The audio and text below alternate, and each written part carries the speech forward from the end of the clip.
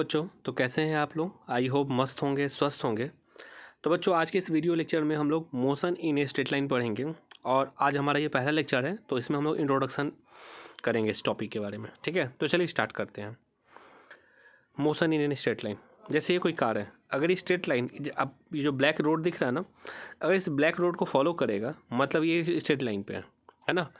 तो इसी के बारे में हम लोग स्टडी करने वाले हैं। अब आते हैं व्हाट इज़ ए पार्टिकल। ठीक है, तो ये particle is an object which has negligible dimension. ठीक है, मतलब इसमें कोई डायमेंशन नहीं होता, इसमें ना लेंथ होगा, ना ब्रेथ होगा, ना हाइट होगा, है ना। एक छोटा सा particle. What is a rigid body. अब इस दोनों बात को समझिए, पार्टिकल और rigid body. Rigid body, it is a combination of particles and when another external force is applied there will be no change in its dimension. ठीक है, मतलब पार्टिकल से मिल के ही रिजिड बॉडी बनता है। ठीक है ना, और रिजिड बॉडी पे कितना भी आप एक्सटर्नल फोर्स लगा ले, उसके डायमेंशन में कोई चेंज नहीं होगा। पार्टिकल का कोई डायमेंशन नहीं होता। ठीक है, पार्टिकल से मिलके रिजिड बॉडी बनता है ना, और रिजिड बॉडी पर कितना भी आप फोर्स अप्लाई कर ले, उसके डायमेंशन में कोई चेंज नहीं होगा।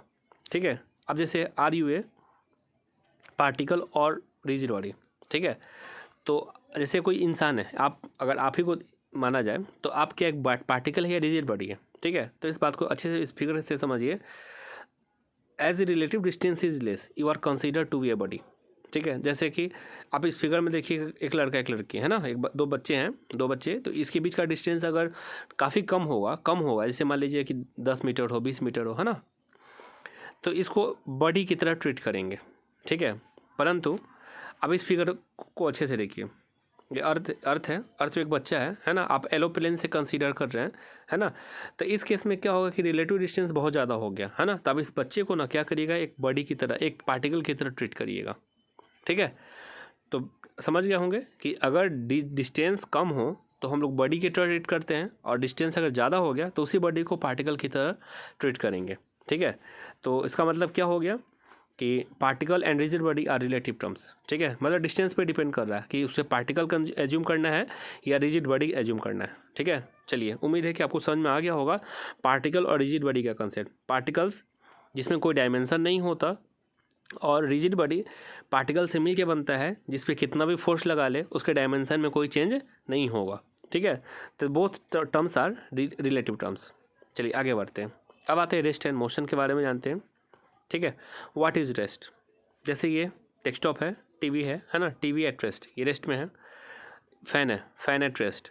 ठीक है, if a body does not change its position with respect to surroundings then the body is said to be rest, है ना। आप देख सकते हैं टीवी जो है रेस्ट है, इवन कि आप ये जो बच्चा है ना, समय के साथ अपना पोजीशन चेंज नहीं कर रहा है ना, तो बोलेंगे ये सारे के सारे किस में है, रेस्ट पोजीशन में है। ठीक है, अब आते हैं मोशन पे। What is motion. आप देखिए इस ब्लेड को, फैन तो रेस्ट में है, फर्स्ट फैन का जो ब्लेड है ना, वो मोशन में है। ठीक है, क्योंकि उसका पोजीशन चेंज हो रहा है। मूविंग ब्लेड ऑफ फैन, ये मूविंग कार है ना, ये moving car change the position with respect to time.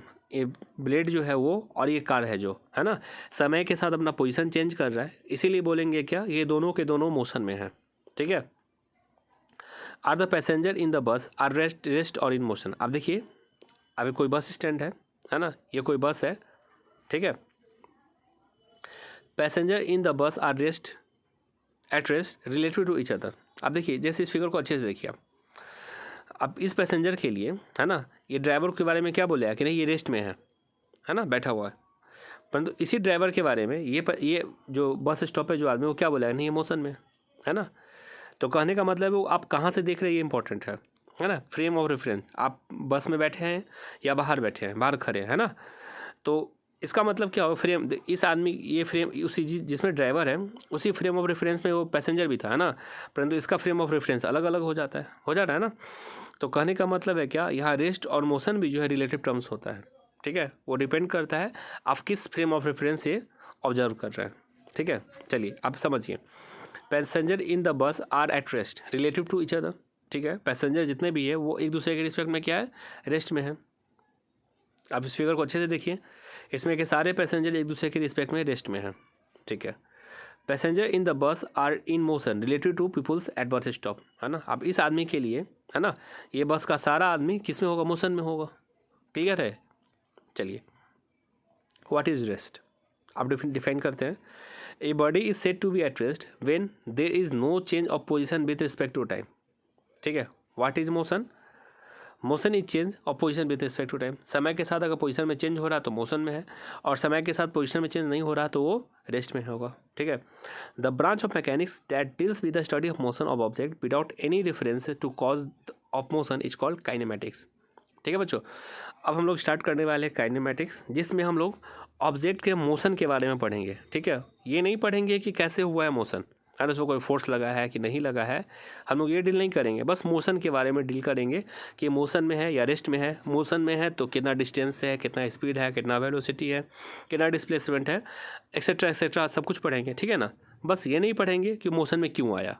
ठीक है, चलिए तो हम लोग काइनेमेटिक्स से स्टार्ट कर रहे हैं। अब देखिए जो नीचे जो लाइन उसको पढ़िए, a system of coordinates axis with respect to which an event can be describe is called frame of reference, है ना।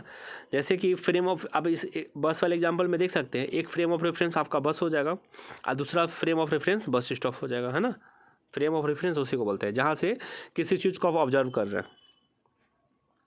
Rest and motion are related terms, हाँ सही बात है। आप देख सकते हैं ड्राइवर जो है पैसेंजर के लिए रेस्ट में था, परंतु बस स्टॉप पे जो आदमी खड़ा उसके लिए मोशन में था, है ना। तो इसका मतलब क्या है कि रेस्ट एंड मोशन जो है होगा रिलेटिव टर्म होगा। The motion of an object is always with respect to some frame of reference, सही है। One frame of reference bus stop, second frame of reference है ना का बस।